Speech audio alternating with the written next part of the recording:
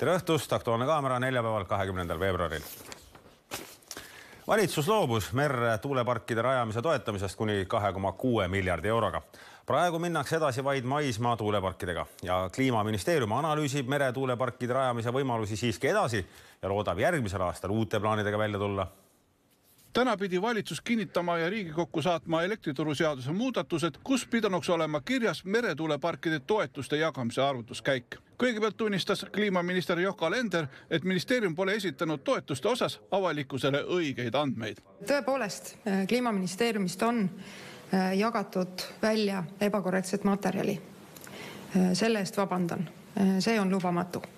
Ent ei vasta tõele see, et see ei oleks olnud aluseks valitsuse otsustele. Alender ei leia, et ta peaks tekkinud segaduse tõttu tagasi astuma. Ei kavatsen töötada selle nimel, et Eestis energiamajandus oleks jätkusuutlik, taskukohane ja kindel. Koalitsioonipartnerid ei saanud ka täna seadust heaks kiita, sest ikka polnud selge, kuidas toetust jagama hakatakse. Kui informatsioon tehakse teatavaks sulle sellel hetkel, kui sa laua taha istud, et loomulikult, et me jälle neid arvutusi pole näinud ja neid loogikaid, neid küsimusi tekkis nii palju, et me peame seda tõesti veenduma selles. Ja ega avalikkuse ja meedias esitatud küsimused on õiged.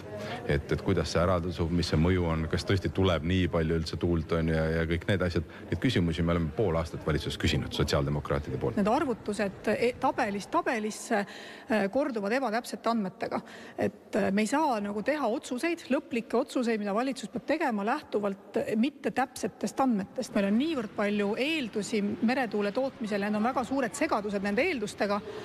On õige minna edasi maismaatuule vähempakkumistega ja maismaatuule väljaarendamisega. Kuna seadusmuudatust pole, siis korraldabki riik aprillis vähempakkumised 2 teravatt-tunni ulatuses vaid maismaa tuuleparkidele. Meretuule juurde jõutakse järgmisel aastal, sest Euroopa Komisjon on tulnud välja puhta tööstuse leppega. Alender soovib saada sellega meretuulele praegusest soodsamat riigiabi luba. Meil on mõistlik oodata ära see lepe, mis avalikustatakse selle kuu lõpus, rääkida läbi Euroopa Komisjoniga ja minna edasi meretuule arendamisega nii, et me saame seda ühiskonna jaoks võimalikult hea hinnaga. Kallas ütles, et sellistest uutest võimalustest kuulsid valitsusliikmed täna esimest korda. Riigikontrolör Janar Holmi sõnul ei ole Kliimaministeerium esitanud valitsusele piisavalt infot, et saaks otsustada tuuleparkide toetamise üle ja esitatud infost ei ole võimalik ka saada kindlust, et plaanitav otsus on Eestile hea või optimaalne. Ei eelnõust ega ühestki teisest materjalist ole võimalik tuvastada seda, et just see eelnõus esitatav valik tagaks tulevikus Eesti konkurentsivõimet toetava ja tarbijale parima võimaliku elektrienergia hinna, ütles Holm kirjas peaminister Kristen Michalile. Tema sõnul on ebaselged või mitmeti tõlgendatavad stsenaariumite lähtekohaks olevad eeldused. Minu jaoks oli peamine probleem see, et need materjalid, mille alusel oli kavas teha Eestit pikaajaliselt mõjutavaid otsused, ei sisaldanud seda informatsiooni, mis kinnitanuks, et kas see valik just sellisel kujul on Eestile parim, on soodsaim, on odavam, et selles materjalis ei tulnud see kuidagi välja ja minu hinnangul sellised otsused tehes peab see andmestik olema täiuslik. Et loomulikult tulevik 2035 vaates, et on kaugel, väga palju asju võib muutuda, aga alati tuleb teha otsused parima hetkel teadaoleva informatsiooni pealt. Kirjas heitsite ka ette, et Kliimaministeerium pikka aega ignoreeris Riigikontrolli küsimusi. Ja me palusime täpsustusi erinevate prognooside kohta ja ka hinnakujunduse kohta, et seda me paraku ei saanud ja nüüd lõpuks eelmisel nädalal me selle informatsiooni saime ja nüüd järgmisel nädalal loodetavasti kohtume ka Kliimaministeeriumiga, et täpsemalt aru saada nendest materjalist. Ja meil on nüüd külas energeetikaekspert Arvi Hamburg. Tere õhtust. Tervist. No, mind täitsa huvitab, et milline oli teie reaktsioon, kui te kuulsite seda tänast otsust, et plaan jääb katki? Esimene oli 2 sõnumit. Esimene on kahtlemata positiivne see, aga mõistlik on ta ainult sel juhul, kui me nüüd sellest Blackist natukene õpime. Ja see õppimine tähendab nüüd siis seda, et me peaksime käsitlema elektrisüsteemi kui tervikut, mitte tema osi, teistpidi kavandama tema tulevikku lähtudes nüüd põhinumbrist, see on hind tarbijale, kokku lepitud varustuskindluse ja keskkonnamõjude juures. Ja siis tehes sotsiaalmajandusliku kaalutlused ja siis me saame terviklikku energiasüsteemi kavandada. Ma loodan, et see saab selle aasta jooksul tehtud. Oskate te selgitada, kuidas me sellisesse punkti nagu praegu oleme üldse jõudnud? Sellest on nii kaua räägitud. Selgitada on raske, aga eks ta tekitab natukene kõhedust.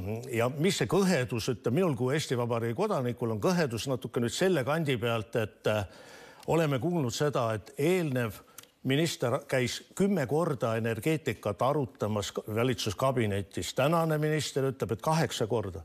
18 korda on käidud arutamas, aga arutamise lähteandmeid ei ole. Need lähteandmed muutuvad kogu aeg. Et selles mõttes on natukene arusaamatud, mida arutada, mis on selle valitsuskabineti tööviljakus ja teistpidi võttes nüüd niimoodi, et 2 päeva tagasi kõik koalitsioonipartei juhid olid, et nõus, see on väga hea kava. Ja nüüd täna kuuleme praegult siin, et ei, see kava ikka ei lähe, sellepärast, et siin olid erinevad andmed.